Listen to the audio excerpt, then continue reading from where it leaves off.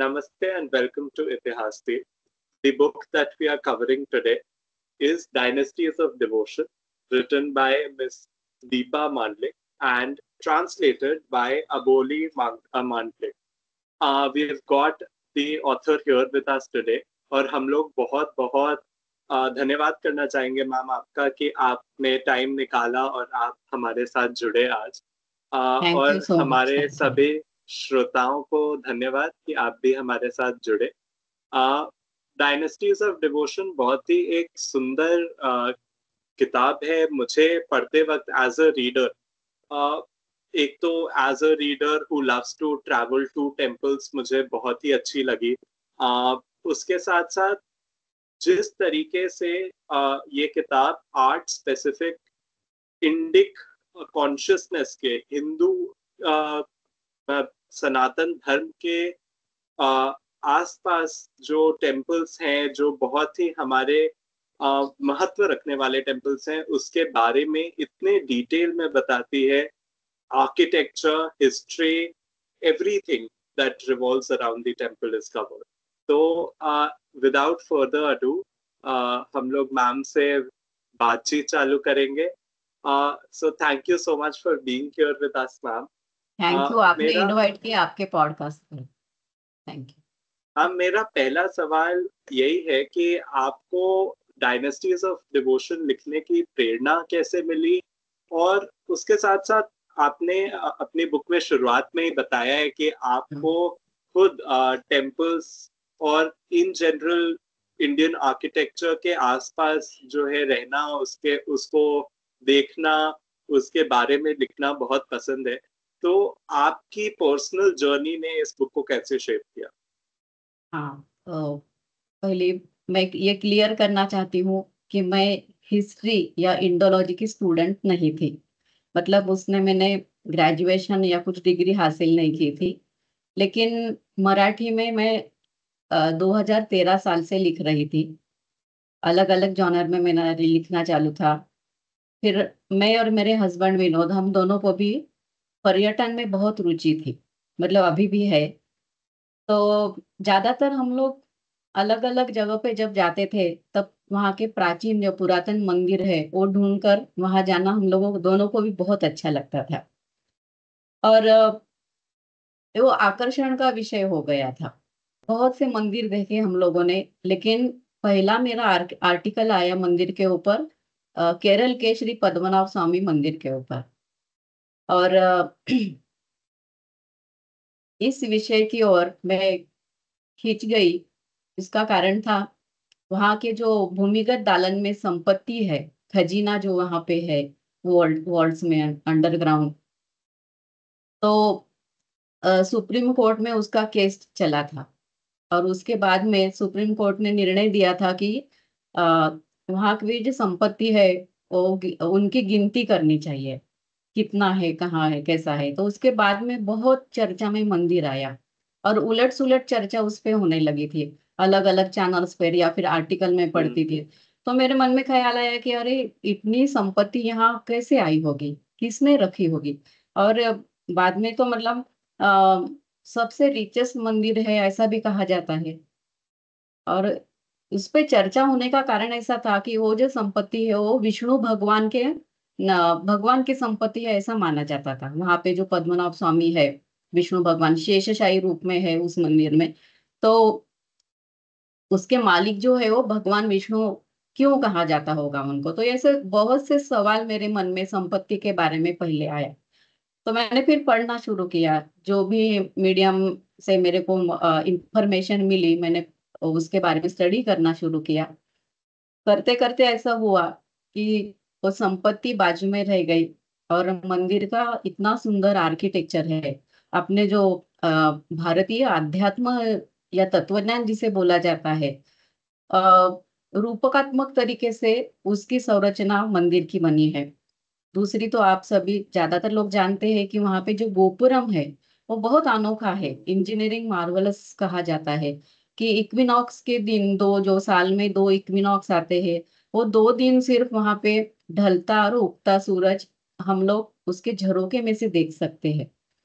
तो कितनी आश्चर्य की बात थी, और ये बातें हमें पता ही नहीं थी।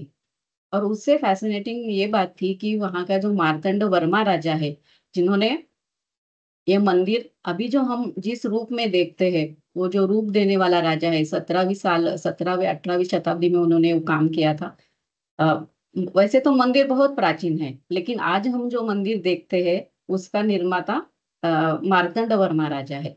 फिर उनके बारे में मैं जानकर मेरे को ऐसा लग, मतलब मैं बहुत प्रभावित हुई उनका पराक्रम देखकर। ये सब उन्होंने जो निर्णय लिए थे लोगों के भले के लिए, तो वो देखकर मैं बहुत ही ऐसा लगा कि अरे, ये हिस्ट्री तो हमें कभी पढ़ा ही नहीं गई है, कभी मैंने इनके बारे में सुना भी नहीं है। वो ऐसा राजा था जिन्होंने बोला था डच लोगों को कि ईस्ट इंडिया कंपनी के डच लोगों को बोला था कि हम भी आपके ऊपर आक्रमण करने की तैयारी कर रहे हैं। तो ऐसा जवाब देने वाला राजा मेरे को बहुत पसंद आया, और ऐसा लगा अरे, इसके बारे में कुछ भी हम लोगों को पढ़ाया गया नहीं है। तो मैंने उस पर डिटेल आर्टिकल लिखा जिसमें वो सभी आयाम मैंने इंक्लूड किया। सिर्फ संपत्ति नहीं, संपत्ति तो बहुत इंटरेस्टिंग बात है उसमें, लेकिन फिर उसका आर्किटेक्ट कैसा है, उसका उसके पीछे का अध्यात्म क्या है, इंजीनियरिंग मार्वलस कैसा है, और उसके सिवा राजा की हिस्ट्री जो हमें बहुत प्रेरित करती है एज ए इंडियन, वो सब बातें मैंने आर्टिकल में लिखा। और एक हमारे मराठी में दिवाली इश्यूज निकलते हैं, तो वहां पे मेरा वो आर्टिकल प्रसिद्ध हुआ। उसके बाद में बहुत से वाचक, मतलब जो वाचक थे, उनकी प्रतिक्रिया आई कि हमने ये मंदिर पहले देखा था, लेकिन आपने जो आर्टिकल में बातें लिखी है वो इतनी अनोखी है कि हम फिर से एक बार वो मंदिर देखना चाहते हैं। तो ये मेरे को बहुत पसंद आया। और दूसरी बात ये हुई कि ऐसा लगा कि अरे, एज ए इंडियन, मतलब भारतीय होने के बाद भी हमें अपनी खुद की संस्कृति के बारे में, राजाओं के बारे में, प्राचीन राजाओं को कुछ भी पता नहीं है। तो क्यों ना हम ये प्रोजेक्ट हाथ में ले। और फिर मैंने टेम्पल्स के ऊपर, मतलब एक अपने यहाँ पे जो ग्रेट डायनेस्टीज हुई है और उनका सबसे बेहतरीन मंदिर, ऐसा चुनाव करने का निश्चय किया, और मेरा प्रोजेक्ट चालू हो गया। और आप कुछ पूछना चाहते हो उसमें? जी मैम। तो मैम मुझे पूछना था कि जैसे आपने अपनी पुस्तक में जो 8 बेहद सुंदर और ऐतिहासिक मंदिरों का जो उल्लेख किया है, हम्म। जिसमें से कैलाश मंदिर है एलोरा का, बृहदीश्वर मंदिर है, ऐरावतेश्वर मंदिर है, चिन्नकेशव मंदिर है, पद्म स्वामी मंदिर है और अंकोर वाट है। जी। तो भारत में इतने सारे भव्य और ऐतिहासिक मंदिर है, फिर हम्म। भी आपने इन्हीं मंदिरों को क्यों चुना? हाँ, बताती हूँ उसके बारे में। अ, अभी मैंने बोला आपको कि मैंने ऐसा डिसाइड किया था कि एक राजवंश भारत का, जिन्होंने बहुत पराक्रम किया है, ज्यादा समय तक शासन किया है, अ, एक राजवंश और उनका बनाया गया एक बेहतरीन मंदिर। तो उसमें फिर मैंने महाराष्ट्र में जो एलोरा है, वहाँ वहाँ का कैलाश मंदिर लिया। उसका कारण क्या था लेने का? तो अ, एक तो मोनोलिथिक मंदिर है, पूरे पहाड़ में से खोदकर मंदिर बनाया गया है। और उसका अजूबा ये है, सच बोलो तो 7 आश्चर्य में से एक आश्चर्य होना चाहिए, क्योंकि पहाड़ी के ऊपर से उन्होंने खुदाई चालू की और पहले खुदाई चालू शिखर की। बनवाया। मतलब जो क्रम से करते उसके विपरीत क्रम से मंदिर बना है वो। तो कितना प्रिसीजन लगता होगा, प्लानिंग लगता होगा उस काम के लिए। तो उन्होंने इस तरह से लिया, सिर्फ मंदिर ही नहीं, मतलब शिखर से चालू करते करते नींव तक वो लोग पहुंचे। उसके बाद में वो मंदिर बहुत शिल्प समृद्ध है। स्कल्पचर्स वहां के इतने देखने लायक है, अलग अलग विषयों पर है।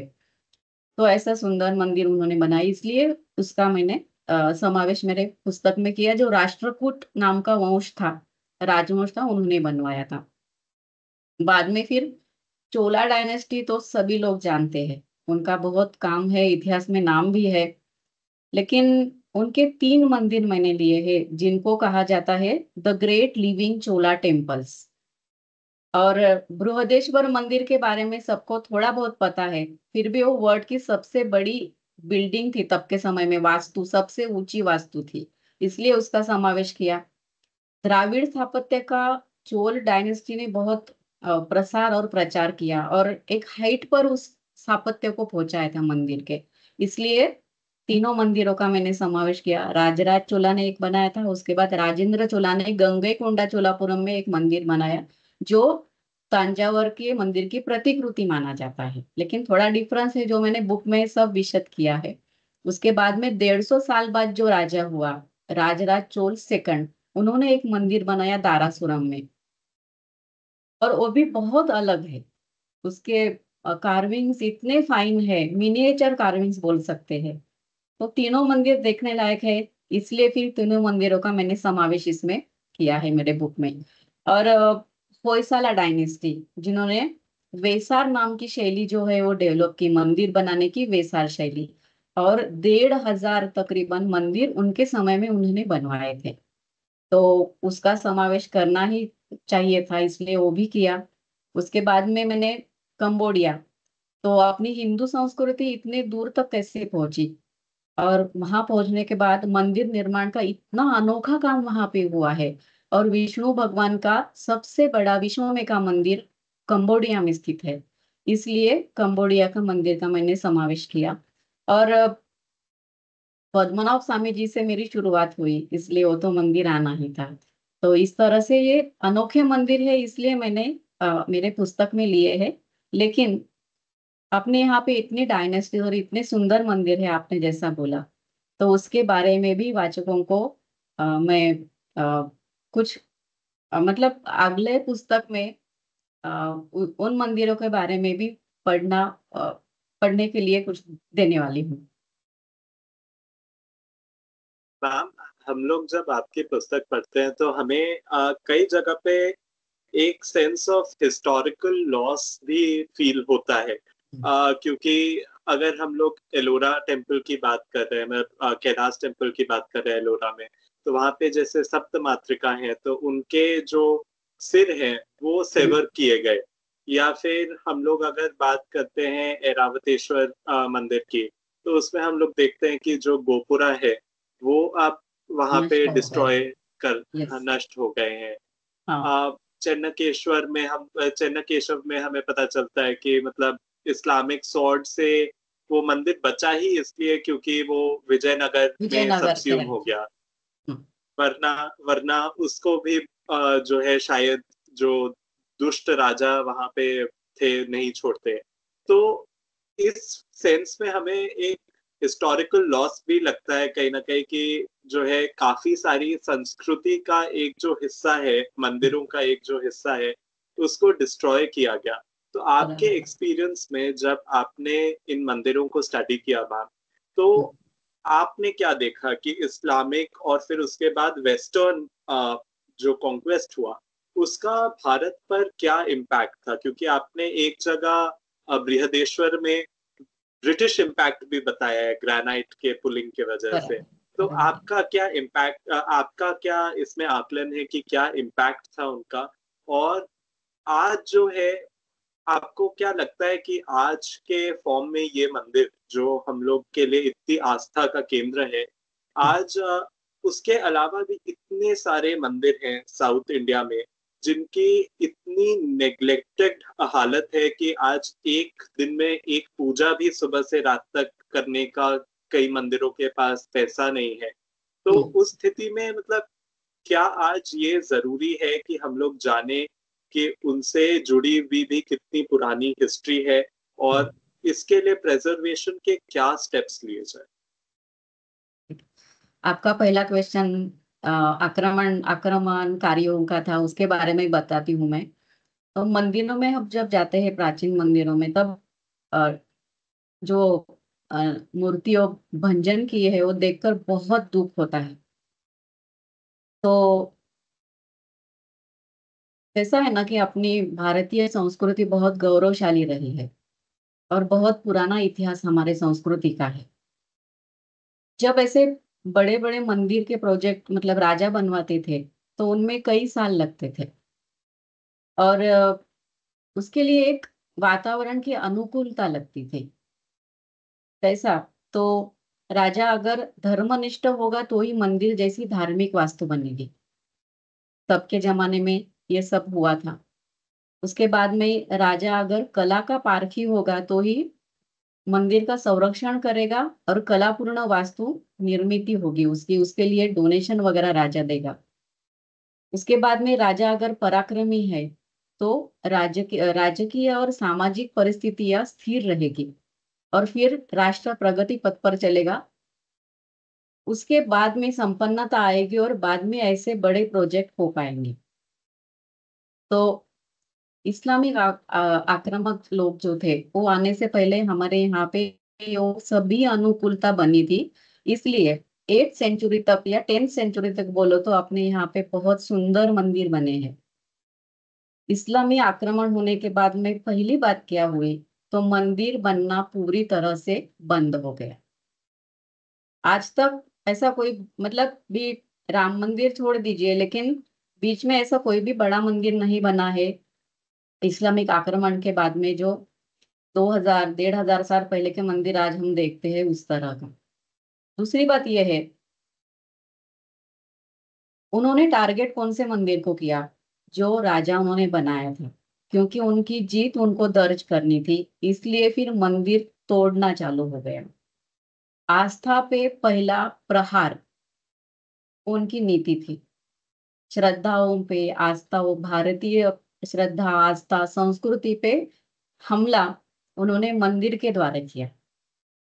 मंदिर की वास्तु अपवित्र करना या फिर कभी कभी उसमें चेंजेस लाकर मस्जिद में रूपांतरित करना, और कितने भी उदाहरण हम पूरे भारत में इसके देखते हैं। तो उसके बाद में मंदिरों के पास संपत्ति थी, संपत्ति के लूट के कारण भी उन्होंने मंदिर तोड़े फोड़े। तो ये सब बातें मुस्लिम आक्रमणकर्ताओं ने की थी। उसके बाद में इस जो आपने ये बोला, ब्रिटिशर्स जो आए थे हमारे यहाँ पे, उन्होंने इस तरह के काम नहीं किए, लेकिन इनडायरेक्टली इकोनॉमिकल मतलब आर्थिक रूप से उन्होंने बीच में उनका फायदा उठाने की कोशिश की आर्थिक रूप से। और दूसरा आपका क्वेश्चन क्या था? काम के आज संवर्धन के मतलब लिए क्या कितने। करना चाहिए? हाँ। तो संवर्धन के लिए पहली बात यह है कि पहले तो एज अ भारतीय, एज अ हिंदू, मंदिर का महत्व जानना चाहिए। उसके बारे में मैं दूसरे प्रश्न में ज्यादा विस्तार से बात करूंगी, लेकिन हमारी जो धरोहर है वो समझ लेनी चाहिए। कितने भी ऐसे कंट्रीज हैं जहाँ पे ऐसी धरोहर नहीं है, जो हम भाग्यशाली है कि हमें अपने पुरखों ने ये सब दिया है अपने हाथ में। तो उसका संवर्धन करना हमारी फर्स्ट प्रायोरिटी होनी चाहिए। और तभी होगा जब हम उसको समझ ले सकते हैं कि उसका आर्किटेक्चर कितना बढ़िया था, या फिर उस राजा का इतिहास उस मंदिर से जुड़ा होता है। कितने तो भी पढ़ते इतिहास की मंदिर खोलता है। तो एज अ रिस्पॉन्सिबल सिटीजन हम लोगों ने उसको रिस्पेक्ट देना चाहिए, उसके बारे में जानना चाहिए। आस्था का या भक्ति का विषय तो ठीक है, लेकिन उससे भी आगे बढ़कर ये बातें भी हम लोग ध्यान में रखनी चाहिए और खुद उसमें सामने जाके मंदिर का संवर्धन के लिए खुद से काम करना चाहिए। आ, मैम मेरा एक और प्रश्न है कि हाँ बोलो। हमने ये बहुत देखा है कि जैसे एक एक बात करी जाती है कि अरे कैलाश जो मंदिर है वो हिंदुओं हम्म, द्वारा नहीं बनाया गया है, वो एलियंस द्वारा बनाया गया है, इस तरह के दावे किए जाते हैं। हम्म, या जैसे हमारा तंजावुर का जो हम्म, बृहदीश्वर मंदिर है वो केवल 6 वर्षों में बनाया गया। बराबर है। उसकी नींव कथित रूप से 5 फीट आज गहरी है। बराबर। और फिर भी वह जैसे लीनिंग टावर ऑफ पीसा है उसकी तरह वो झुक नहीं रहा है। हम्म, और इसमें अगर देखा जाए तो 1,30,000 टन ग्रेनाइट का प्रयोग किया गया है, जिसको लगभग 40 किलोमीटर दूर से लाया गया है। तो इस तरह की उपलब्धियां हैं। जो हमारे आज के टाइम पे भी हमारे मंदिरों के कंस्ट्रक्शन में इतना प्रयोग देख नहीं सकते होती है। हैं, हाँ जी। बराबर। हम्म, तो मैम मुझे मतलब ये पूछना था कि हम अपना ये जो संस्कृति को लेके और अपने गौरवपूर्ण अतीत को लेके हम उस पे ऐसा हम उसको लेके गर्व कैसे जगाएं अपने स्पेसिफिकली जो हमारा जो आ- इस पे हमेशा एक ये प्रश्न उठता है कि यूथ पे हम्म। गर्व कैसे जगाए, पर मुझे लगता है जो हमारे जो मिडिल जनरेशन भी हैं उसमें भी कैसे इस चीज को लेके गर्व की भावना पैदा की जाए। हाँ, तो इसके लिए मैं एक छोटा सा किस्सा बताना चाहूंगी जी। कि हाँ, मैंने पहले बोला था जैसे हम लोगों को पर्यटन की रुचि है, दोनों को, मेरे हस्बैंड को और मेरे को। तो हम लोग एक बार वेटिकन सिटी गए थे, इटली में। तो वेटिकन सिटी में सिस्टीन चैपल है, वहां पे हम्म। द लास्ट जजमेंट नाम का एक फ्रेस्को पेंटिंग है, जो माइकल एंजेलो, जगह प्रसिद्ध चित्रकार, उन्होंने बनाया है और छत पे बनाया है। हम्म। तो उसके बारे में सभी लोग, पूरी दुनिया जानती है, लास्ट जजमेंट जो फ्रेस्को पेंटिंग है। क्योंकि वो एक तो छत के ऊपर किया गया, माइकल एंजेलो बहुत महान चित्रकार थे, उन्होंने बहुत कलाकृति बनाई, लेकिन इस कलाकृति को सबसे ज्यादा प्रसिद्धि मिली थी उनके। तो हम लोग जब गए वहां पे देखने के लिए, तो 16वीं शती में बना है वो, शताब्दी में बनाया गया चित्र है वो। हम लोग जब देखने के लिए गए, तो हम लोगों को एक हॉल में रुकाया गया और उसके बारे में बोला गया कि कैसा चित्र बनाया, क्या है, माइकल एंजेलो ने कितनी मेहनत ली उसके लिए, वगैरह वगैरह सब बोला। और बोला कि अंदर जाने के बाद, जो जिस रूम में चित्र था, हॉल में चित्र था, फ्रेस्को पेंटिंग था, वहां पे जाने के बाद कोई भी बात नहीं करेगा। क्यों नहीं करेगा? क्योंकि आप अगर वहां पे बात करते हो तो आपके ध्वनि का कंपन हो जाएगा, और कंपन से वो फ्रेस्को पेंटिंग को क्षति पहुंचेगी, खराब हो जाएगा वो।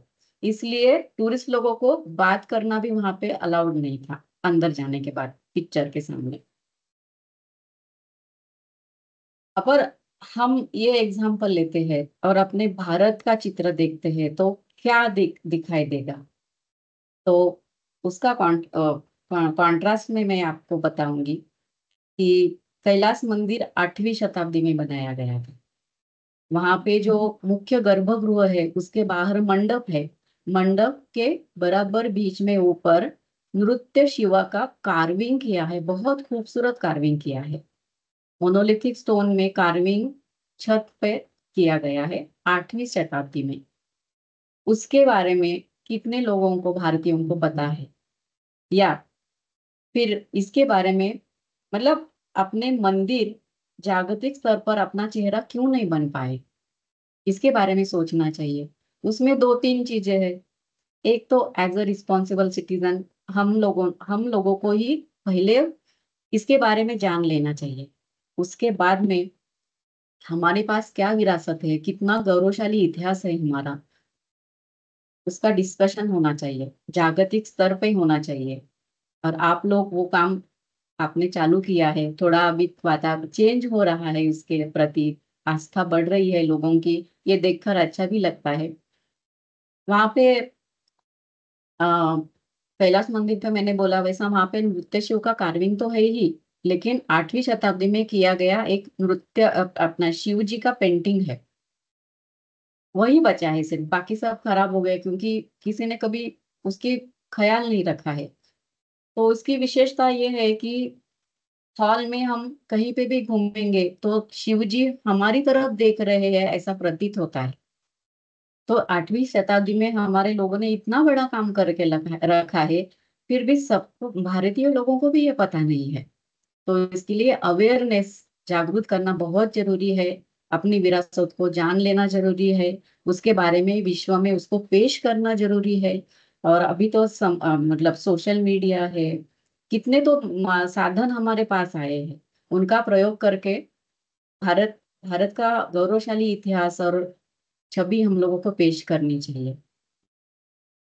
मैम आपके अनुसार हिंदू सभ्यता की जो उपलब्धियां हैं उनको अक्सर कल्पना की तरफ जो पेश किया जाता है, चाहे एलोरा केव हो या बृहदेश्वर मंदिर में जो नंदी जी की मूर्ति है, वो ऐसे स्थान पर स्थापित है जहां से सूर्य का प्रकाश रणनीतिक रूप से मंदिर के गर्भगृह में, गर्भगृह तक होता है। जी, और उससे दर्शन और सुगम बन जाता है। तो ऐसा क्यों होता है कि उसको ऐसे कल्पना की तरह पेश किया जाता है? ऐसा हम्म। क्यों नहीं है कि इसमें हमारे पूर्वजों की जो क्षमता है वो झलकती है? हम इसको अपना बैज ऑफ ऑनर की तरह क्यों नहीं पहनते हैं? हाँ, तो इसका थोड़ा विस्तृत उत्तर है, लेकिन मैं देना चाहूंगी। जी। पहले बताया वैसा बहुत गौरवशाली इतिहास है हमारा, बहुत काम पुरखों ने करके रखा है। लेकिन बाद में क्या हुआ, आक्रमणकारियों ने 350 साल तक हमारे यहाँ मुस्लिम इनमें मतलब उन्होंने आक्रमण किया था और राज्य किया था हमारे ऊपर। वो हमारा कल्याण करने के लिए राजा नहीं बने थे, हम लोगों को नीचा दिखाना उनका काम था। उन्होंने वो काम बराबर किया था। और वो जो हीन की भावना थी हमारे मन में, मतलब उन्होंने नीचा दिखाने के बाद में हीनत्व की जो भावना थी हमारे अंदर तक बैठ गई थी कि हम लोग कुछ कर सकेंगे, ऐसा हम मानते ही नहीं थे। अगर हम अपना पहले वाला देखें, पहला इतिहास देखते हैं, तो जैसे अब हम लोगों ने चर्चा की कि बृहदेश्वर जैसा मंदिर बना है। मतलब आज भी हम एक इमारत बनाना चाहते हैं तो हम लोगों को आर्किटेक्ट चाहिए, इंजीनियर चाहिए, ड्राइंग्स चाहिए, ये सब आज के जमाने में लगता है। और हमारे मंदिर कब बने हैं? 1,500 2,000 2000 साल पहले बने हैं। तो ऑब्वियसली हमारे यहाँ पे सब ज्ञान था। ये इतना ही नहीं, अपना एलोरा टेम्पल जो बनाया है वो पूरे पहाड़ी खोद कर है, इसके लिए भूगर्भ शास्त्र का ज्ञान भी जरूरी था। और उनको वो था, क्योंकि जहाँ पे वो मंदिर बना रहे हैं वो जो स्टोन है वो ठीक तरह से रहेगा या टूट जाएगा, उसका भी ज्ञान उनको था। अपना योग साधना का ज्ञान था। आयुर्वेद एक जीवन पद्धति की तरह से हम लोग अपना रहे थे। इंजीनियरिंग मार्वल के रूप में हम कितने भी तो मंदिर में देखते हैं। मतलब हमारे पास ऑलरेडी वो ज्ञान था। बीच में आक्रमणकारी लोग आए, उन्होंने अपना हम लोगों को हीन ठहराया, कॉन्फिडेंस हमारा पूरा उसमें गया। उसके बाद में ब्रिटिश लोगों ने तो बहुत बड़ा काम कर दिया कि उनकी शिक्षा प्रणाली हम लोगों के ऊपर उन्होंने कंपल्शन किया और क्लरिकल जॉब करने के लायक हम लोगों को सिर्फ छोड़ा। तो ऐसा हुआ ना कि हमारा पूरा ज्ञान ये 500 साल में लुप्त हो गया। और हम खुद भी ऐसा समझ नहीं पा रहे थे कि हम मतलब मंदिर जब देखते हैं तो हम लोगों को भी ऐसा लगने लगा कि अरे ये कितना बड़ा काम है, ये तो कोई आदमी कर ही नहीं सकता, जबकि हमारे पुरखों ने वो बनाया है। तो आक्रमणकारियों का उनमें बहुत हाथ है। फिर भी इंडिपेंडेंस के बाद भी इस पे चर्चा ज्यादा नहीं होती है विषय पे। वो भी बहुत दुख की बात है। जागतिक स्तर पे अलग अलग मॉन्यूमेंट्स भारत का बोल के दिखाए जाते हैं, लेकिन मंदिर हमारा कभी चेहरा नहीं हो सके, उसका मेरे को बहुत दुख है। और उसके लिए राज्य की इच्छा शक्ति भी तब की थी ही।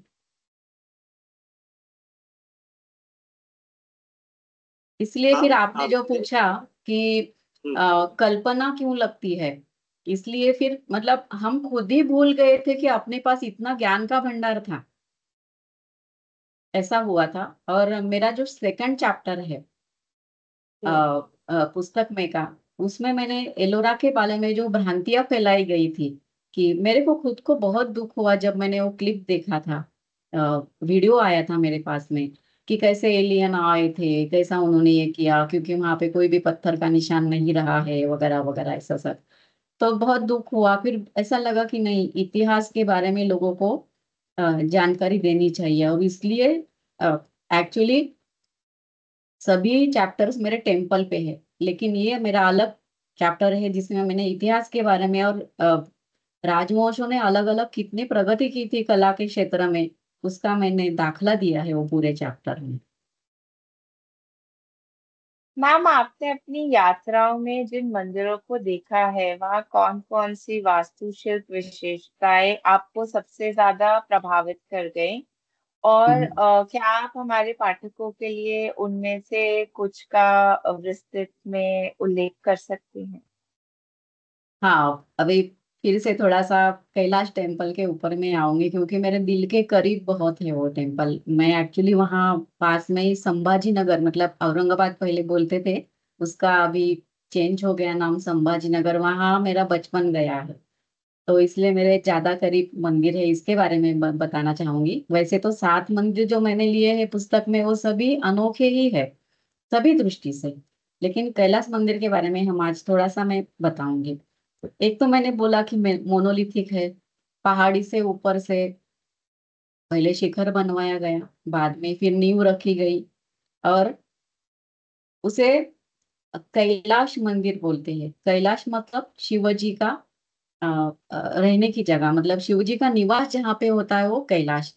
तो उसी तरह से उस मंदिर में शिवजी के जीवन पर आधारित सभी कहानियां चित्रित की गई है शिल्प के माध्यम से, वो हम लोग देख सकते हैं।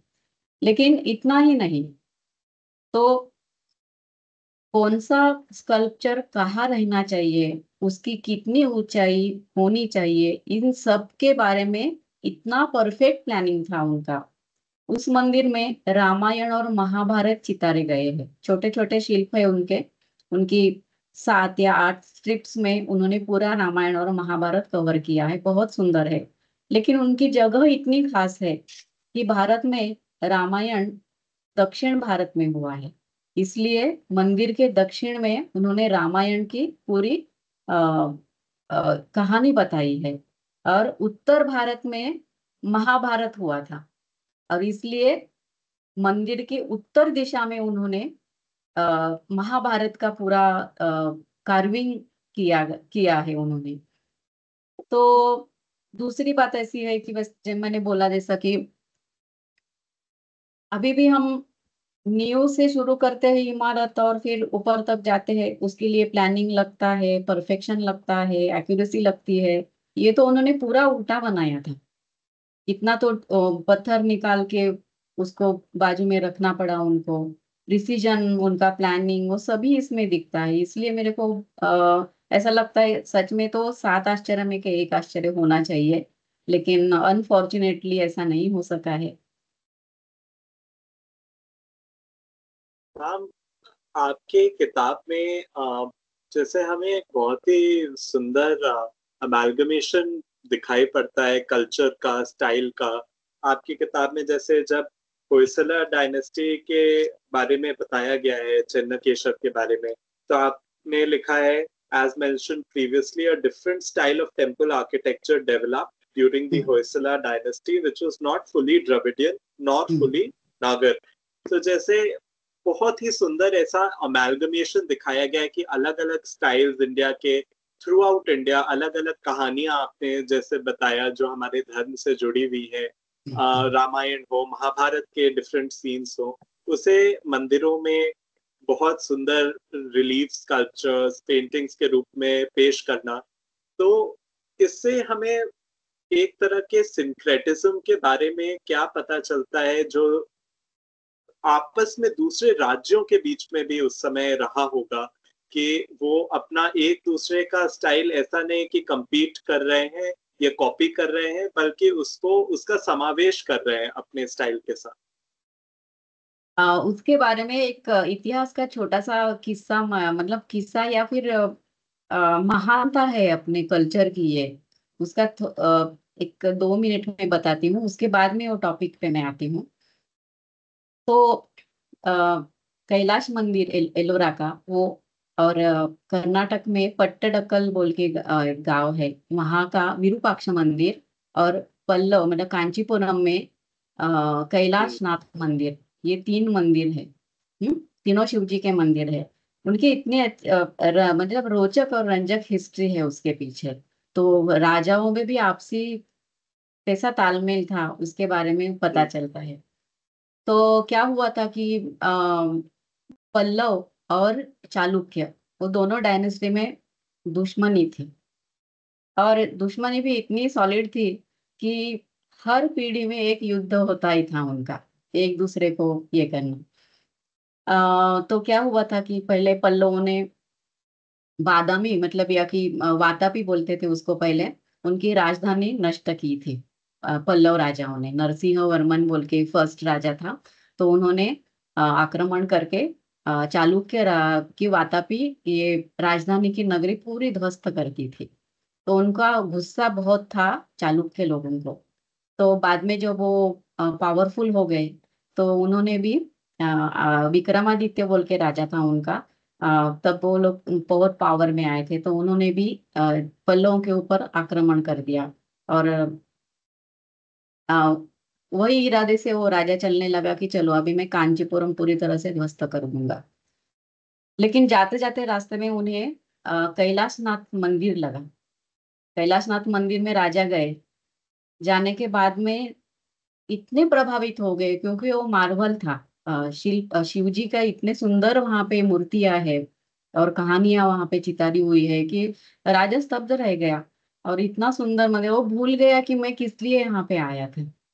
और वहां पे एक शिलालेख है जो राजा ने उकेरा हुआ है, विक्रमादित्य राजा ने, चालुक्य राजा ने, कि मैं मंदिर देखकर इतना प्रसन्न और प्रभावित हो गया हूँ कि मैं इस मंदिर को डोनेशन, सोने का डोनेशन उन्होंने दिया था। तो उस पे ये सब लिखा गया है शिलालेख में, खुद राजा ने लिखा है। इतना ही नहीं था, उन्होंने प्रेरित होकर अपने विजय के प्रीत्यर्थ ऐसा सेम मंदिर अपने राज्य में बनाना चाहे, वातापी में, बदामी पट्टडकल में बनाया। तो इसी से प्रेरित होकर उन्होंने फिर अपने राज्य में जाकर विरूपाक्ष मंदिर बनाया। और सेम सिलसिला चालुक्य और राष्ट्रकूटों में हुआ था। राष्ट्रकूटों ने चालुक्यों को हराया, उसके बाद में उन्होंने विरूपाक्ष मंदिर देखा और वो भी प्रेरित हो गए और उन्होंने अपने राज्य में कैलाश मंदिर बनाया। तो ये तीनों मंदिर में थोड़ी थोड़ी सिमिलरिटीज है कि वहाँ के जो कुछ स्कल्पचर्स है, विशेषतः जो ये है पहाड़ी का द्वारपाल जो है वहाँ के, वो तीनों मंदिरों में सेम दिखाई देते हैं। तो शायद वो एक ही स्थपति के क्लान मतलब उन्होंने किया होगा ऐसा मानते हैं लोग। तो अपने संस्कृति की मेरे को बहुत बड़ी महानता लगती है कि जीतने के बाद में हम कुछ ध्वस्त नहीं करते हैं, तो उससे बड़ा निर्माण करने की प्रेरणा रखते हैं। ये अपने बड़े संस्कृति की बड़प्पन है। अभी आपके क्वेश्चन पे आती हूँ मैं। उत्तर भारत में नागर शैली अ, मंदिर निर्माण की ये थी, प्रचलित थी। और दक्षिण भारत में द्राविड़ शैली थी। दोनों में टेक्निकल मतलब हम लोग उसमें नहीं जाएंगे कि कैसा अलग है दोनों एक मंदिर एक दूसरे से। लेकिन कर्नाटक जो है या महाराष्ट्र जो है, तो उत्तर और दक्षिण के थोड़ा बीच में आता है। तो उन्होंने क्या किया, होयसला राजाओं ने, एक्चुअली चालुक्य राजाओं ने ही दक्षिण और उत्तर की शैली का मिलाप करके वेसार नाम की शैली का निर्माण किया।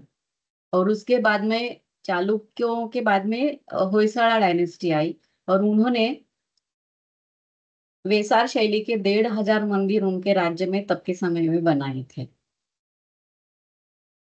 बहुत सुंदर मंदिर होते हो और स्क्वायर या रेक्टेंगल नहीं रहते हैं, तो स्टार शेप के होते हैं।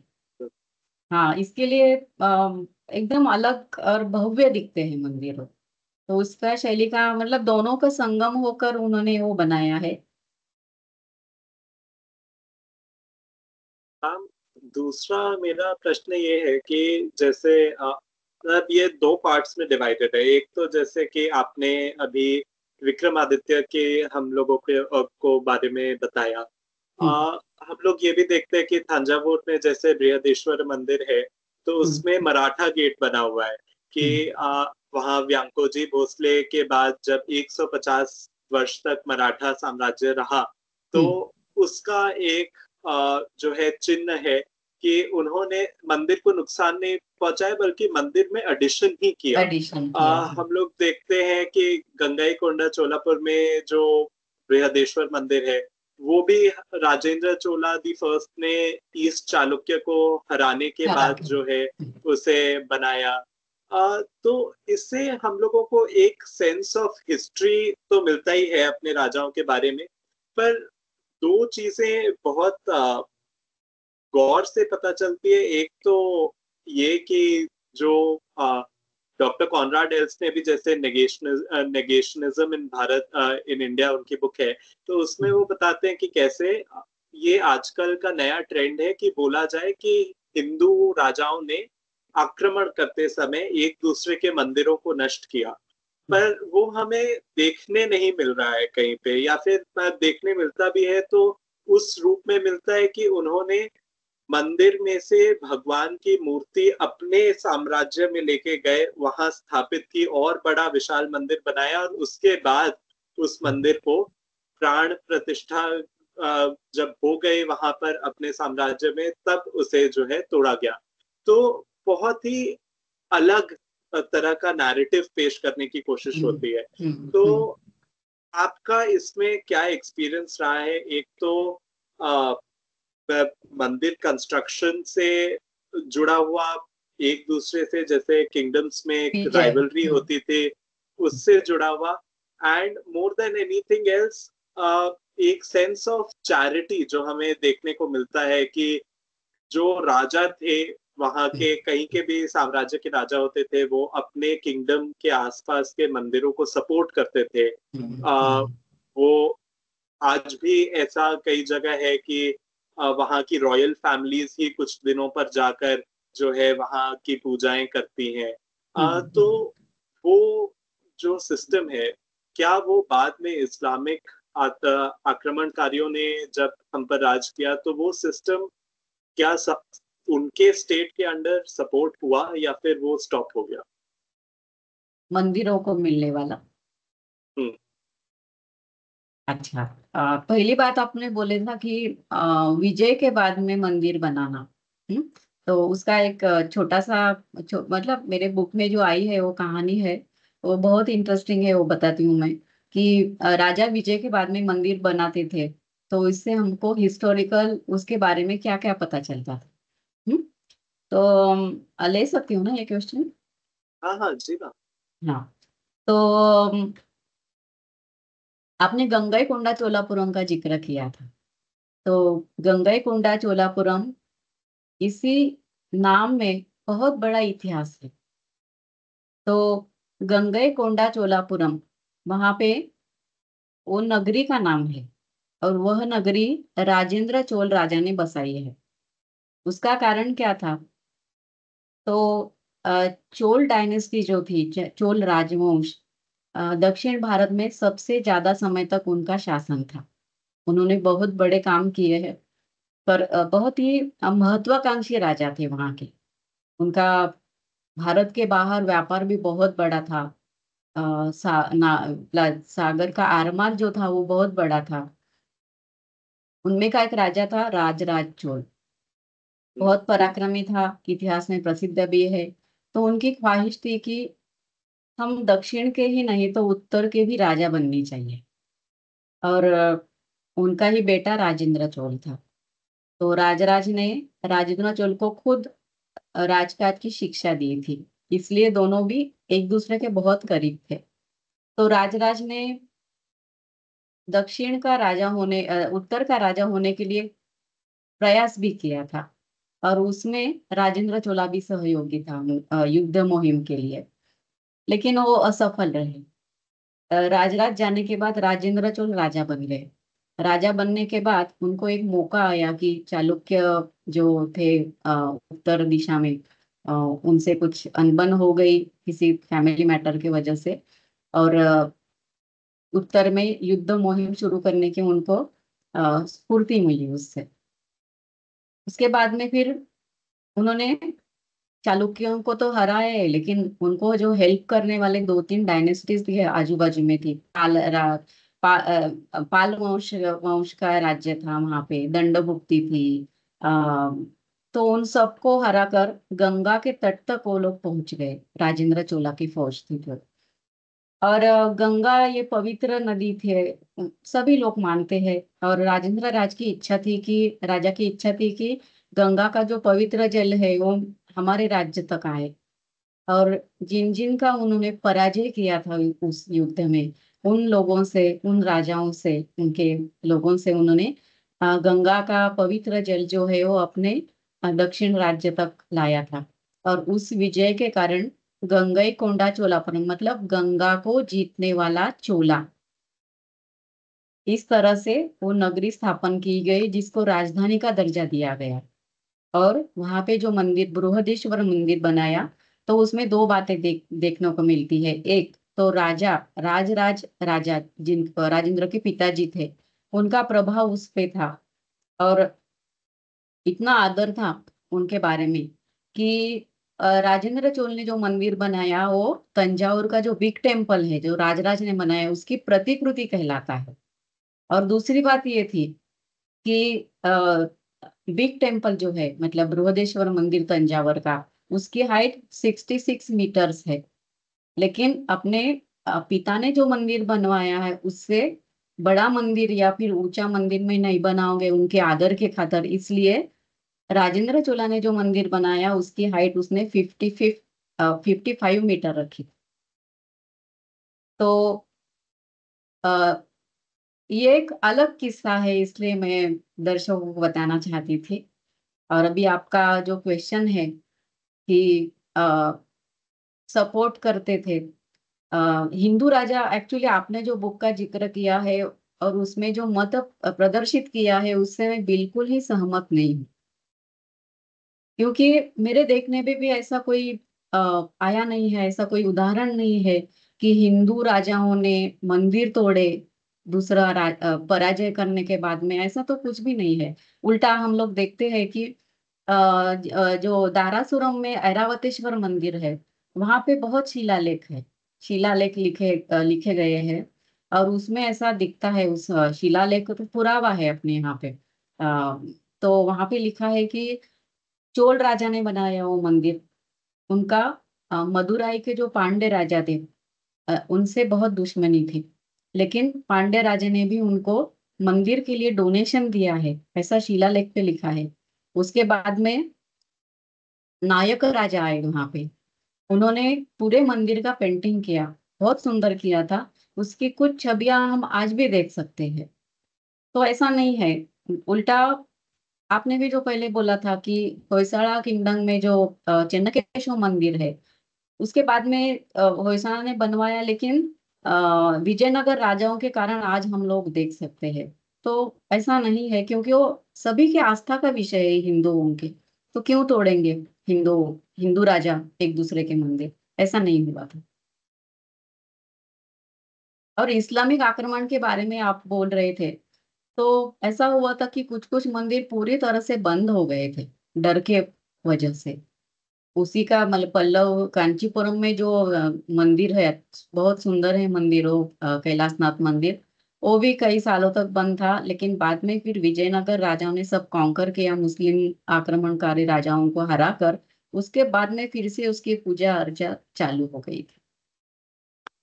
मैम ये मतलब क्वेश्चन नहीं है, ये एक ऑब्जर्वेशन है जो मैंने देखा है कि हाँ। जैसे आप अपने बुक में पद्मनाभ स्वामी के बारे में बताते हुए जब मार्तंड वर्मा के बारे में बताती हैं, तो हम लोग देखते हैं कि एक जगह ऐसे राजा हैं जिन्होंने श्रीपति दान किया और उन्होंने जो है अपने इष्ट को, अपने देवता को बोला कि ये राजा है और मैं इनके अंडर एक वैसल हूँ, मैं केवल देख रेख के लिए काम कर रहा हूँ।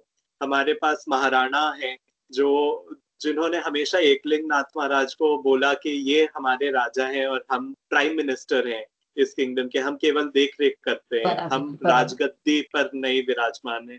और दूसरी तरफ ऐसे राजा आए जिन्होंने राजगद्दी के अलावा परिवार को, या फिर मंदिर तो खैर बहुत दूर की बात है, उनके धर्म से ही नहीं जुड़ा हुआ है, पर अपने परिवार तक को नहीं देखा।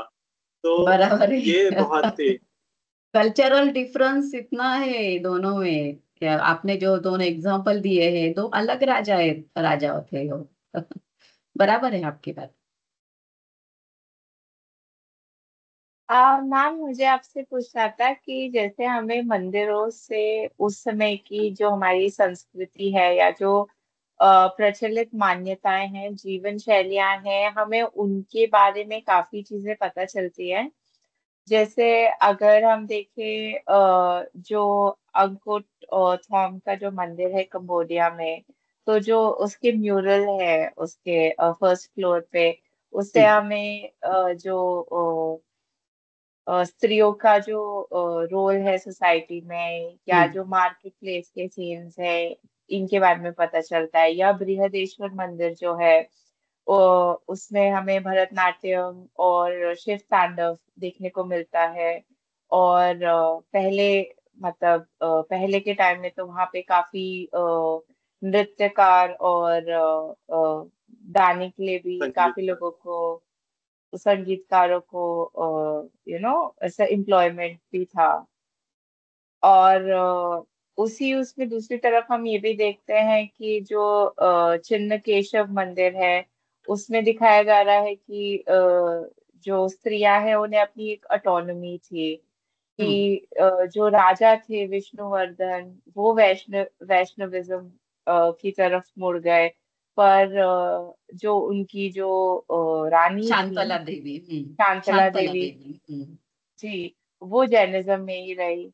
तो एक तो हमें इन सब चीजों के बारे में भी पता चलता है। और आजकल मैं इसमें एक और चीज को जोड़ना चाहूंगी कि आजकल जो हम इतना टेम्पल इकोनॉमी की बातें कर रहे हैं, काफी डिवोटीज हमने देखा है अभी राम जन्मभूमि में मंदिर में गए हैं, जब से उसका इनॉग्रेशन हुआ है।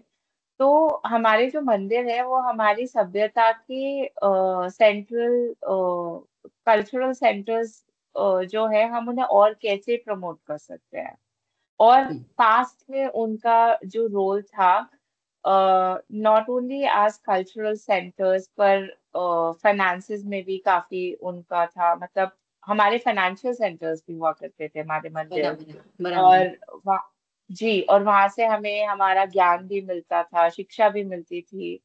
तो आप इस पे थोड़ा उल्लेख करेंगी प्लीज। हाँ, जरूर।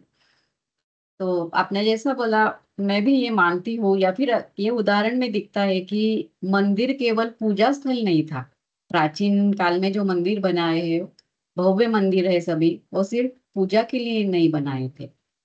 आस्था का विषय तो है, थे ही थे, धर्म निष्ठा वो सभी है। लेकिन उससे भी ज्यादा आयाम मंदिर से जुड़े हुए रहते थे पहले के जमाने में। मंदिर राजा बनाते थे तो बहुत लंबा चलने वाला प्रोजेक्ट रहता था। तो मंदिर बनाने के टाइम पे फिर आर्किटेक्चर लगते थे, इंजीनियरिंग वर्क वाले लगते थे, अ, और मजदूर लगते थे, शिल्पी लगते थे। तो ऑब्वियसली उन सब का काम बहुत देर तक मतलब टाइम तक चलता था, तो रोजगार की सुविधा वहां से उपलब्ध होती थी। मंदिर बनने के बाद में उसका रख रखाव, ठीक तरह से निगरानी रखना, उसके लिए मैन पावर लगता था। तो तब वहाँ उससे भी रोजगार निर्मित होती थी। मंदिर बनने के बाद में सब लोग मंदिर देखने के लिए जाते थे या भगवान की पूजा करने के लिए जाते थे, तो भक्त लोगों का जमावड़ा वहां पे होता था। इसलिए फिर आ, उनके निवास की सोय, खान पान की व्यवस्था, इसके लिए फिर और तब भी रोजगार की उपलब्धि वहां पे होती थी। तो एक तरह से व्यापार भी वहां से होता था, लोगों को कुछ खरीदना है वो है, तो दुकानें वहां पे लगती थी। तो इस तरह से आर्थिक रूप से सशक्तिकरण मंदिरों के द्वारा होना चालू हुआ था। और उसके बारे में कला के क्षेत्र में तो बहुत ही बड़ा काम मंदिरों का है। तो एक छोटा सा एग्जाम्पल है बृहदेश्वर मंदिर का, जो तंजावर में बना हुआ है। तो वहां पे अ, भरतनाट्यम का वो एक सम्मानीय प्रतिष्ठित ऐसा व्यासपीठ था। भरतनाट्यम जो भी नृत्यांगना करती थी, उनके लिए वो व्यासपीठ था। और वहाँ के जो गोपुर है, गोपुरम में वहाँ पे 300 नर्तकियों के नाम लिखे हुए हैं शिलालेख में। और उनका क्या, किस नृत्य में वो प्रवीण थी, उनका उनको कितना राजा डोनेशन उन्होंने दिया, जमीन दी है, उसके बारे में हम लोगों को सब वो शिलालेख के द्वारा पता चलता है। और आज के विषय में बात करेंगे तो जो एक्टिविटीज पहले के जमाने में मंदिर से जुड़ी हुई होती थी वो हमने चालू करनी चाहिए। ए, धार्मिक तो ठीक है, अभी तो ऐसा भी हुआ है कि कुछ मंदिरों सिर्फ धर्म के केंद्र बने हैं, बहुत ज्यादा भीड़ वहां पे रहती है। तो लेकिन मंदिरों का इतना ही काम नहीं है, बाकी के भी एस्पेक्ट है उसमें। जब नृत्य का कार्यक्रम होता था तो सभी लोग देखने के लिए जाते थे। मतलब तो मतलब सोशली भी वो अट्रैक्शन का केंद्र था मंदिर पहले के जमाने में। तो उसी तरह से अलग अलग प्रोग्राम वहाँ पे होने चाहिए। और कुछ महोत्सव वगैरह कुछ मंदिर में होते भी है वैसे। इस तरह से कल्चर बढ़ाना चाहिए मंदिरों को। मैम, बल्कि आपने जब कहा तो मुझे ये बात याद आई कि अभी कल्चरल रिवाइवलिज्म की हम लोग जब बात करते हैं और हम्म। राम मंदिर की बात करते हैं, तो ये बहुत ही एक सुंदर उदाहरण है कि आज जब राम मंदिर में करोड़ों भक्त जाकर राम जी को प्रणाम करते हैं, उसके हाँ अलावा एक कल्चरल एस्पेक्ट ये भी है कि जैसे काफी सारे जो नृत्यकार हैं, आज हाँ। वो जाकर वहां पे शाम को सेवा प्रोग्राम्स देते वगैरह हैं। भी होते हैं, हाँ। सेवा करते हैं। तो वो बहुत ही प्यारा सा एक कल्चरल एस्पेक्ट भी है। मैम, मेरा क्वेश्चन जो है वो कंबोडिया से एक्चुअली रिलेटेड है। आपने जो बोला ना उसके पूजा जी। के जो 16 अंग रहते हैं उसमें नृत्य गायन वो भी एक सेवा का एक अंग है। और जी। वो परंपरा आज भी चालू है, बहुत खुशी की बात है क्योंकि पद्मनाभ स्वामी मंदिर जो है वहां पे भी इस तरह की संगीत की सेवा मैंने खुद ने सुनी है। दिवाली के टाइम पे वहां पे जो मंडप है एक वहां पे खास कलाकार आकर भगवान को सेवा देते हैं, गाने मतलब सिंगिंग के द्वारा। जी मैम। मैम, मेरा आपसे क्वेश्चन जो है वो कंबोडिया से रिलेटेड है, क्योंकि भारत में हिंदू धर्म जिस तरीके से कोने कोने में हमें इतने प्राचीन मंदिर दिखाई पड़ते हैं। आप वाराणसी जैसी जगह पर जाओ तो हर गली में एक बहुत ही मंदिर है। प्राचीन और सुंदर मंदिर है। पर हमें ये सेम फिनोमिनन कहीं ना कहीं कंबोडिया में भी दिखाई पड़ता है। तो आपकी बुक में बहुत ही इंटरेस्टिंगली पूरी कहानी को बताया गया है, तो मैं चाहूंगा कि आप हमारे रीडर्स को बताएं कि कैसे कौंडिन्या और ओके। कंबू नाम के जो व्यक्ति हैं उन्होंने ही कंबोडिया का नाम भी दिया, और कैसे ये हिंदू धर्म वहां प्रस्थापित हुआ। हाँ, तो सच में वो रोचक कहानी है। और भारत से कंबू या कौंडिन्य गया था इसके लिए हमारे लिए अभिमान की भी बात है वो। आज भी कंबोज बोला जाता है उसको। तो कहानी ऐसी बोली जाती है कि अ, कौंडिन्य जो था अ, भारत के ब्राह्मण व्यक्ति थे। कुछ लोगों के साथ में वो कंबोडिया मतलब उस प्रदेश में चले गए, तब कंबोडिया नाम नहीं होगा उसका शायद। तो उस प्रदेश में गए। जाने के बाद में वहां पे एक नागा वंश का राजा था। उसकी बेटी कौंडिन्य की अ, अ, तरफ खींची और प्रेम उसका उसके प्रति हो गया उस नागा राजा के बेटी का। तो दोनों की शादी कर दी गई और कौंडिन्य वहां पे बसने लगा उनका जमाई होकर। राजा के गुजरने के बाद कौंडिन्य खुद वहां पे राजा बन गए। और भारतीय सभ्यता की नींव उन्होंने रखी ऐसा बोला जाता है। और वही सेम कहानी जो है वो कंबू के लिए बोली जाती है। कहानी सेम है लेकिन नाम अलग बोले जाते हैं। तो कंबू भी भारत का एक शिव भक्त थे कंबू। और शिव ने उन्हें आदेश दिया कि आप उस क्षेत्र में जाइए। इसलिए वो कंबोडिया गए। कंबोडिया जाने के बाद सेम फिर नागा राजा उनकी बेटी मीरा, इस कहानी में उसका नाम भी मीरा बोला गया है। तो मीरा के साथ में उसकी शादी हो गई। मीरा उनके प्यार में ये हो गई। प्यार हो गया मीरा को कंबू से। कुछ लोग तो ऐसा बोलते हैं कि कंबू और मीरा इसलिए खमेर ऐसा नाम हुआ। उसका कोई पुरावा नहीं है लेकिन एविडेंस नहीं है उसके लिए। तो खमेर जो राजवंश बोला जाता है तो कंबू और मीरा था खमेर ऐसा बोला जाता है। तो बाद में फिर कंबू राजा बन गए। और कंबू राजा के कारण कंबोज नाम जो आज भी कंबोज ही बोला जाता है, स्थानिक भाषा में कंबोडिया में कंबोज ही बोला जाता है। तो ये कहानी बताई जाती है। राम, एक बहुत ही ब्यूटीफुल सिंक्रेटिज्म हम लोगों को वहां पे भी दिखाई पड़ता है। जब आप चैप्टर में आपने दो मंदिरों का जिक्र किया, एक तो अंकोट वाट और एक अंकोट थॉम। तो अंकोट वाट की जब बात कर रहे हैं तो मैं, राजा सूर्यवर्मन दी सेकंड थे, उन्होंने स्टेट का फोकस पहली बार शैविज्म पे, हमेशा राजा फोकस थे, वो वैष्णविज्म की तरफ मूव किए, उन्होंने अंकोट वाट बनाया। उसको फिर बाद में जब स्टेट बुद्धिस्ट स्टेट की तरह मूव किया तो उसको एक बुद्धिस्ट प्लेस ऑफ वर्शिप में कन्वर्ट किया गया।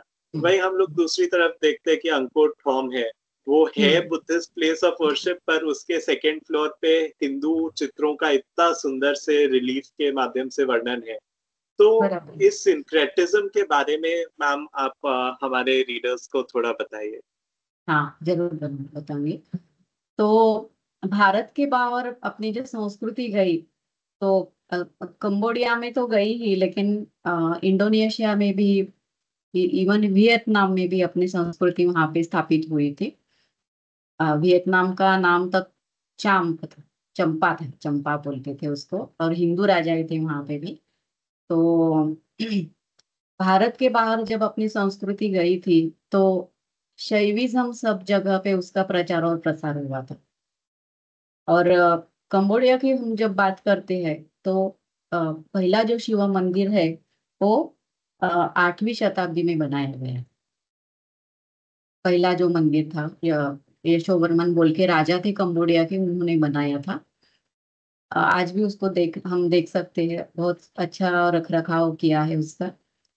8वीं शताब्दी में शैव मंदिर था। उसके बाद में, मतलब खमेर जो डायनेस्टी थे, उनके सभी राजा तक शैविज्म को मानने वाले थे, इसलिए शिव मंदिर का बहुत ज्यादा निर्माण वहां पे हुआ। लेकिन अंकोर वैट जिन राजा ने बनाया, वो सूर्यवर्मन राजा सेकंड, सूर्यवर्मन सेकंड, वो फर्स्ट राजा थे जिन्होंने आ, विष्णु को देवता माना और वैष्णव बन गए। उसी तरह से, मतलब पहले शैविज्म गया, फिर वैष्णविज्म गया, और उसके बाद में तकरीबन 12वीं शताब्दी में वहां पे बुद्धिज्म का प्रचार और प्रसार हुआ।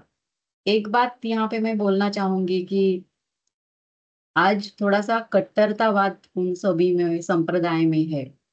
तब की जमाने में वैसा नहीं था। इवन हम लोग देखते हैं कि एक राजा आता है, हिंदू होता है, उसके बाद में, मतलब हिंदू और शैविज्म, फिर वैष्णविज्म, फिर बुद्धिज्म, तो एक विचार के तौर पर संप्रदाय का स्वीकार उन्होंने किया।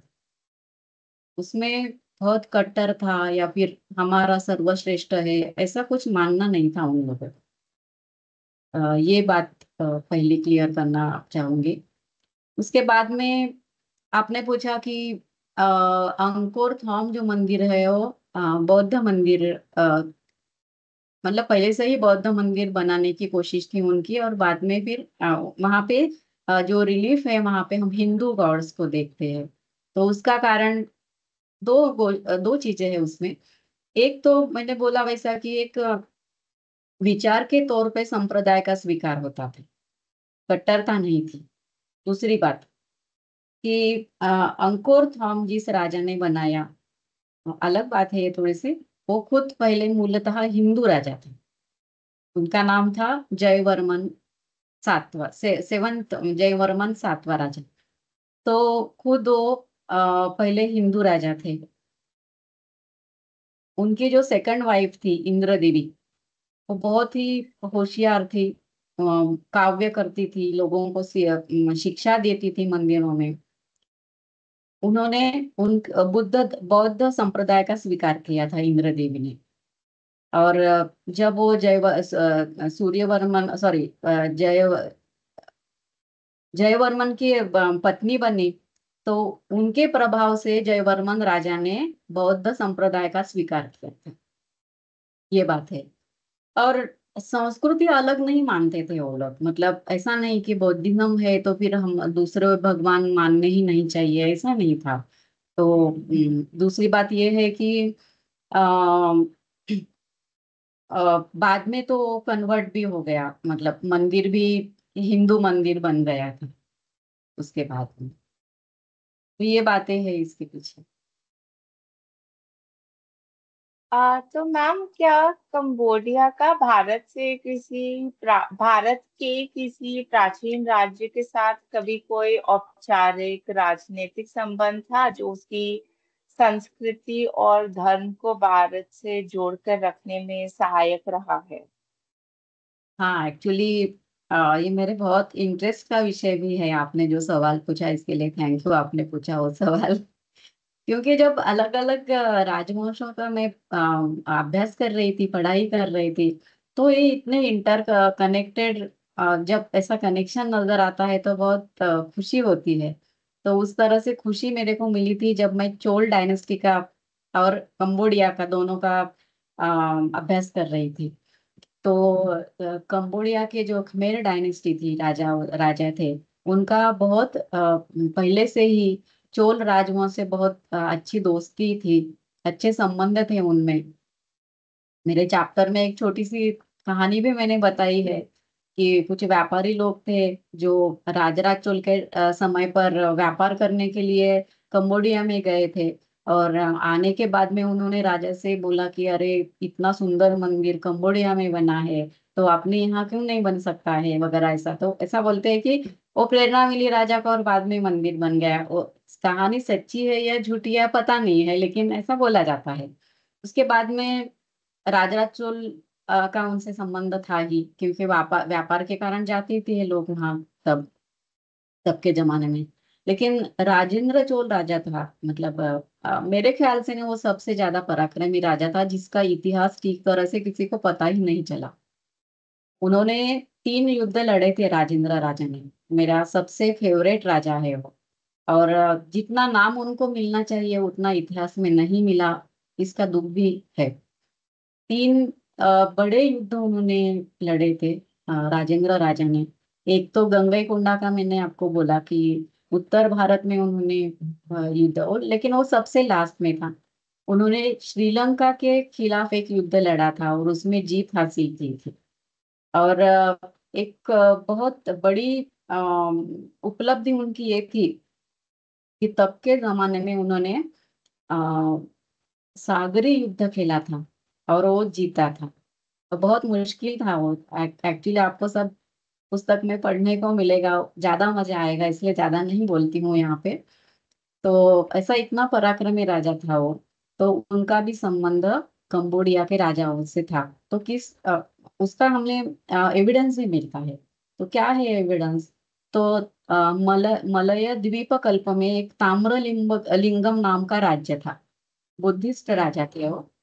और उनसे कंबोडिया के राजा की लड़ाई हो गई, उनमें दोनों में युद्ध छिड़ गया।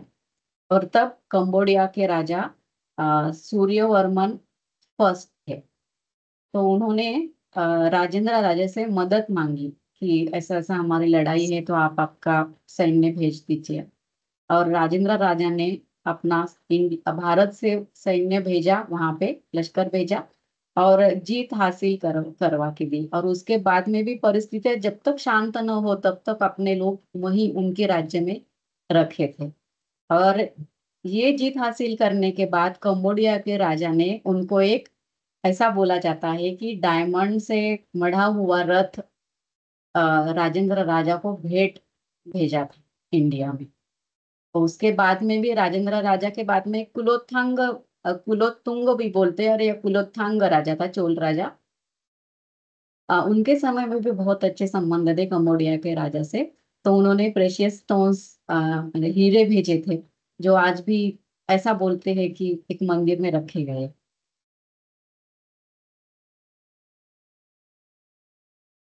और मैम, जैसे कंबोडिया में जो हिंदू सभ्यता जो विकसित हुई है, उसका स्थापत्य और भौगोलिक विस्तार क्या था? और फिर कैसे ये इतना विस्तृत हो गया कि हेनरी मूही ने 19वीं सदी में इसका उल्लेख नहीं किया और दुनिया ने इसे लगभग भुला ही दिया अपनी स्मृति से? हम्म, हम्म, हम्म। तो बहुत पहले से ही कंबोडिया में भारतीय लोग जाते थे, ज्यादातर व्यापार के लिए जाते थे। और कौन कौंडिन्य या कंबोज की कथा तो मैंने बताई है। तो वहां पे हम्म। भारतीय सभ्यता का प्रचार और प्रसार तो हुआ ही था, और मंदिर बनना भी शुरू हुआ था। आ, उनका शायद। वीडियो लैग हो रहा है, आप बोलिए। हाँ, हाँ, ओके, ओके। हाँ, तो शिव मंदिर तो बनना शुरू हुआ था 8वीं शताब्दी में। तो कंबोडिया में अंगकोर वैट और अंगकोर थॉम वो जो बड़े मंदिर कॉम्प्लेक्स थे। तो अंगकोर हम्म। वैट में तो ऐसा था कि पूरी नगरी वहां पे राजा ने स्थापित की थी। मंदिर ही नहीं, बहुत बड़ा, कितने भी एकड़ में वो लोग वहां पे रहते थे। वहां पे जो पानी की व्यवस्था थी वो बहुत अलग थी, और उसके लिए उसके कारण वो ज्यादा समृद्ध थी भूमि। उन्होंने क्या पूछा था, मैं थोड़ा सा ये। मैम, उनका क्वेश्चन ये था कि जो वहाँ पे मतलब इतनी व्यापक सभ्यता थी कि हम लोग आज भी एरियल फोटोग्राफी वगैरह हाँ, देखते हैं, ओके, तो ओके, हाँ, इतना बड़ा हेनरी था। मौत का बोला था, हाँ, ओके, ओके, हम्म। हाँ। जी। हाँ, तो क्या हुआ कि 8वीं शताब्दी से 12वीं शताब्दी तक भारतीय संस्कृति का या सभ्यता का प्रभाव वहां पे था। हजारों में मंदिर बने वहां पे, बुद्ध बौद्ध मंदिर बने, हिंदू मंदिर बने। उसके बाद में मंदिर बनाते वक्त क्या होता था कि पत्थर का उपयोग करते थे वो लोग। लेकिन वहाँ के सिटी मतलब सिटीज जो बनी थी, वो ऐसा बोलते हैं कि उनका घर जो रहता है वो लकड़े से बना रहता था। तो हम्म। एक्चुअली में वहाँ का सिविलाइजेशन कैसे नष्ट हुआ उसका कोई भी एविडेंस आज उपलब्ध नहीं है। सेम बात है कि भारत में जैसे इतिहास लिखा नहीं जाता है, उसी तरह से वहां पे भी हुआ है। तो लेकिन उनके कुछ कारण बताए जाते हैं। एक तो वहां पे वाटर सिस्टम जो था वो शायद उसको क्षति पहुंची होगी, या फिर उसके लिए मतलब ड्रॉट आया होगा, या फिर महामारी जैसे कुछ प्लेग के साथ चाइना में आई थी, ऐसा बोला जाता है उसी समय। तो उसका फैलाव वहां पे हुआ होगा। कोई कोई लोग ऐसा बोलते हैं कि हमेशा मतलब बार बार धर्म परिवर्तन हुआ, वैष्णव, शैव, बौद्ध, इसके लिए भी। लेकिन मैं ये बात नहीं मानती हूँ, इसके लिए कोई सिविलाइजेशन नष्ट नहीं हो सकता है। तो नेचुरल कैलेमिटीज भी आई होगी शायद। और उसमें बचे मंदिर क्योंकि वो स्टोन के बनाए हुए थे, और लोगों के घर जो बनते थे वो लकड़े से बनते थे।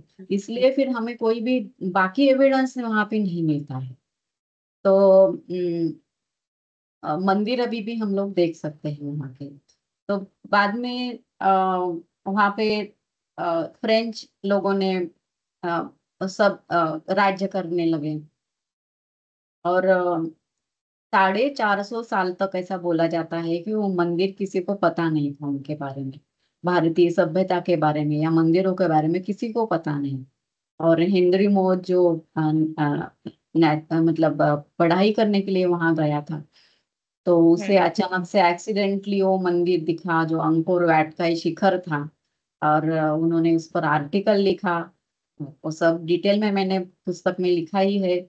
उसके बाद में स्थानिक लोगों को पता था, लेकिन पूरे विश्व के सामने हेनरी मुहत के कारण अपनी सभ्यता का प्रचार और प्रसार कितनी बड़ी पैमाने पे हुआ था, ये बात आ गई।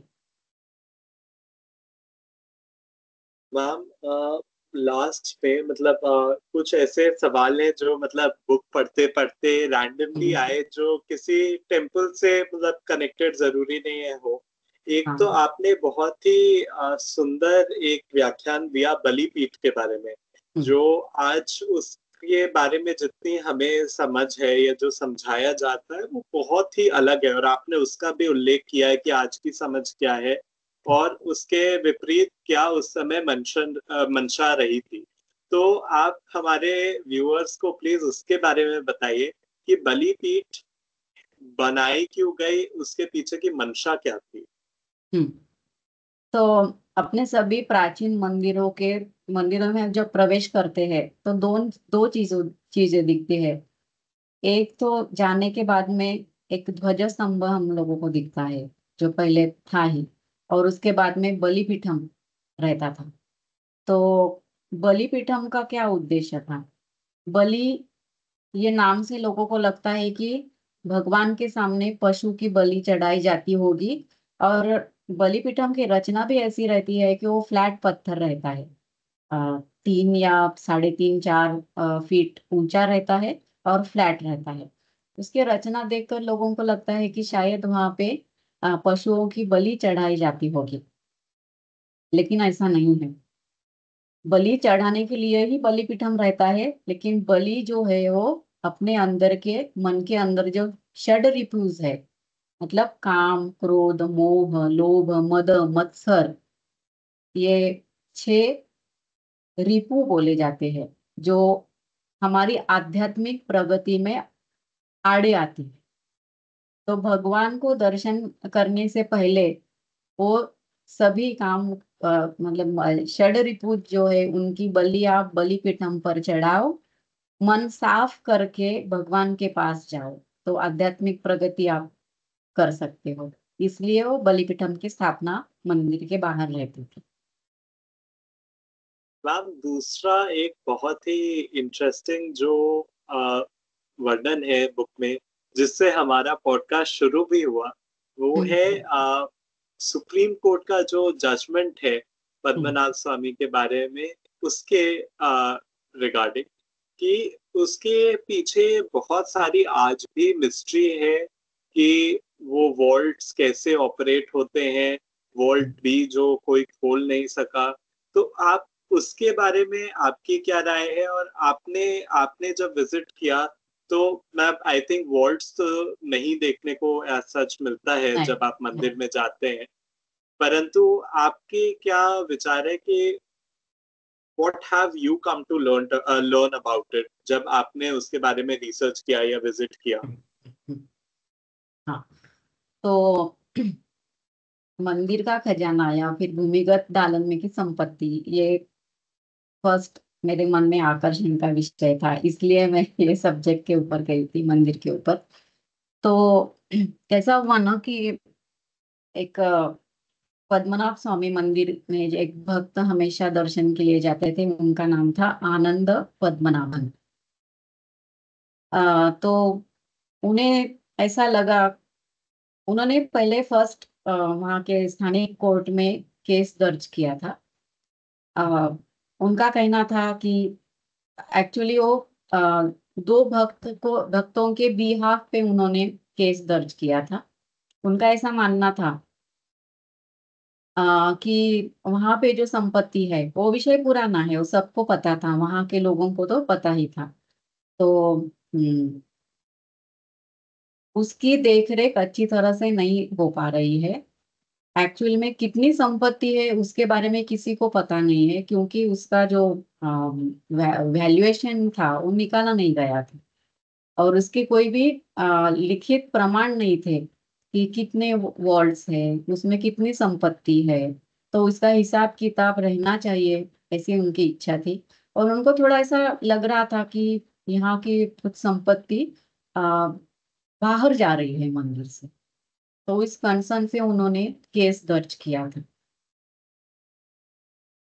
त्रिपदी दानम के बारे में आपने अभी बताया, तो त्रिपदी दानम ऐसा, एक्चुअली वो संपत्ति बहुत पहले से 8वीं 9वीं शताब्दी से उन 8 वॉल्स है वहां पे, ABCDEFGH।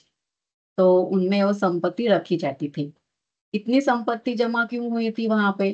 तो पहले जो मतलब मार्तंड वर्मा के पहले जो राजा थे, या फिर तब जो भक्त आते थे, उन्होंने डोनेशन दिया था वहां पे मंदिर में, वो बात थी।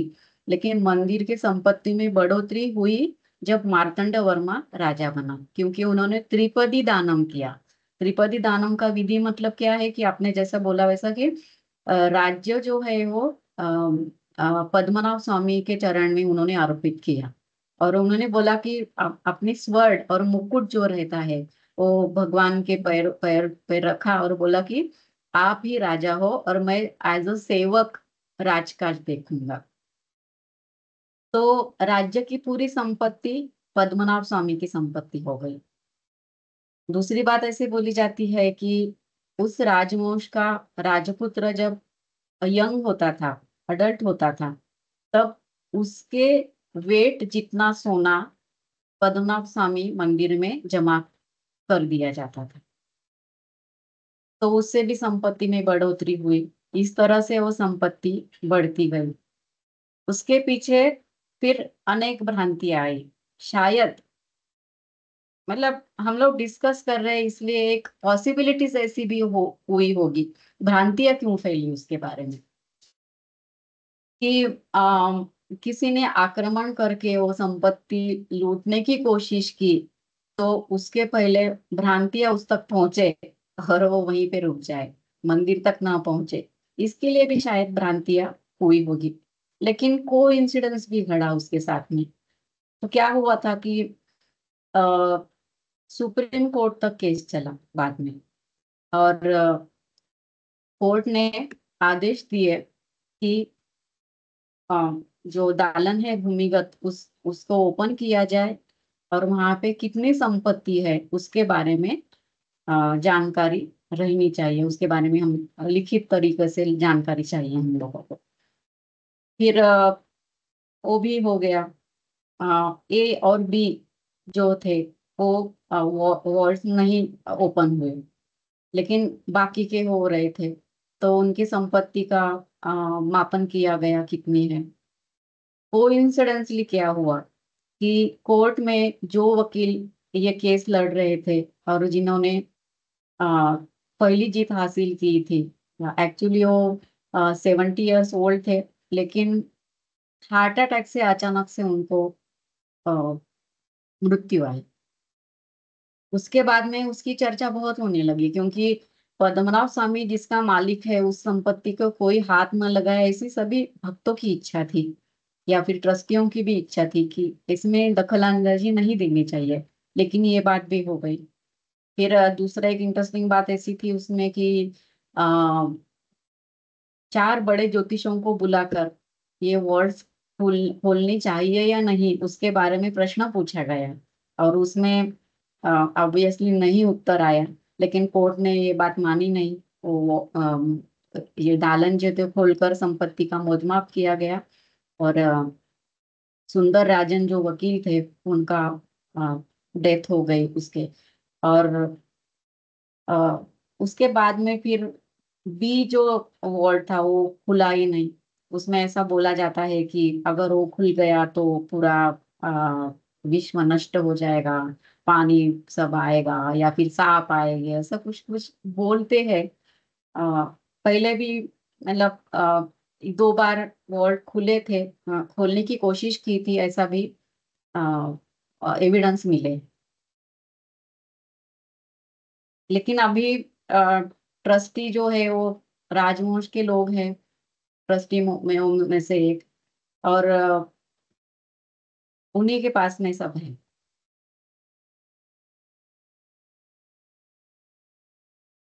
आ, तो मैम एक पाठक के रूप में मैं विशेष रूप से इस बात को लेके काफी प्रभावित हूँ। जो ऐरावतेश्वर मंदिर का जो नामकरण है हम्म, उससे रिलेटेड मेरा प्रश्न था। जो दिव्य हाथी ऐरावत की कथा है और जो यमदेव से जुड़ी जो कहानी है, क्या आप उस पे थोड़ा सा वर्णन कर सकती हैं? हम्म। तो दारासुरम में ऐरावतेश्वर मंदिर है, तंजावर में, सॉरी तमिलनाडु में। और उसका पुस्तक में भी उसके चैप्टर है। बहुत सुंदर मंदिर है। मतलब छोटे जब हम लोग छोटे होते थे तो अली बाबा की कहानी सुनाई जाती थी। अली बाबा की जी। गुफा में जाने के बाद जैसा होता है कि क्या देखो और क्या ना देखो, इतनी संपत्ति होती है, वैसा वहां जाने के बाद में इतने सुंदर स्कल्पचर्स है कि कौन सा देखूं कौन सा नहीं। छत पर है, स्तंभ पर है, दीवारों पर है। बहुत सुंदर तरीके से वो मंदिर बनाया गया है। तो उस मंदिर में ऐरावतेश्वर उसको बोला जाता है। उसकी कथा ऐसा बोलते हैं कि समुद्र मंथन के टाइम पर ऐरावत हाथी निकला था। व्हाइट, उसका श्वेत वर्ण मतलब व्हाइट कलर का था, इसलिए बहुत अलग था।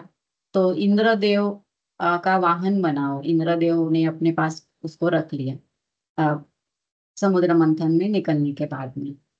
तो उसको बहुत गर्व चढ़ा अपने कलर के ऊपर, मतलब मैं श्वेत वर्ण का हूँ, उसका बहुत गर्व चढ़ा। और बड़ी गलती उससे ये हुई कि दुर्वास मुनि, जो कोपिष्ट बोले जाते हैं, मतलब बहुत गुस्से वाले जो थे, तो ऐरावत ने गर्व के कारण दुर्वर्तन किया दुर्वास ऋषि के साथ में। उसकी सजा तो मिलनी थी, तो उसको शाप मिला कि जिस वर्ण के कारण तेरे को गर्व चढ़ा है वो नष्ट हो जाएगा। और उसका दुख बहुत हुआ, क्योंकि वो उसका अभिमान का विषय था कि मैं श्वेत वर्ण का हूँ। तो उसके बाद में फिर उसका वर्ण जब खत्म हुआ, व्हाइट कलर गया, तो शिव की भक्ति करने के लिए वो इस क्षेत्र में आया। और वहां पे जो तीर्थ था, मतलब कुंड था पानी का, वहां पे रोज वो स्नान करता था और भगवान की पूजा करता था, साधना करता था। और उससे भगवान शिव प्रसन्न हो गए और उसको अ, उसका श्वेत वर्ण वापस मिला और वो स्वर्ग में गया, मतलब स्वर्ग में चला गया। ऐसी कहानी बोली जाती है। और इसलिए फिर जहाँ पे उसने आराधना की, वो मंदिर का नाम ऐरावतेश्वर ऐसा हुआ। और ये जो कुंड है उसको यम तीर्थम बोला जाता है। तो इसके बारे में यम देव की भी कथा एक बोली जाती है कि मैंने एक्चुअली वो स्टोरी खोजने की बहुत कोशिश की लेकिन मिली नहीं, लेकिन उसको कुछ तो शाप मिला यमदेव को। और फिर शरीर में जलन होने लगी, बहुत दाह होने लगा। और बहुत से उपाय करने के बावजूद भी वो जलन कम नहीं हो रही थी। तो फिर किसी ने तो बोला कि आप तीर्थ में जाओ, स्नान करो, भगवान की पूजा करो, तो आपका ये खत्म हो जाएगा जो ये है बीमारी हो गई है। तो इसलिए यमदेव वहाँ यहाँ पे आ गए और उन्होंने वही तीर्थ में स्नान किया। उसके बाद में उनको उनका जो दाह था वो पूरी तरह से चला गया। तो इसलिए फिर उस कुंड को यम तीर्थम बोला जाता है। ये दो कहानियां इसके बारे में बताई जाती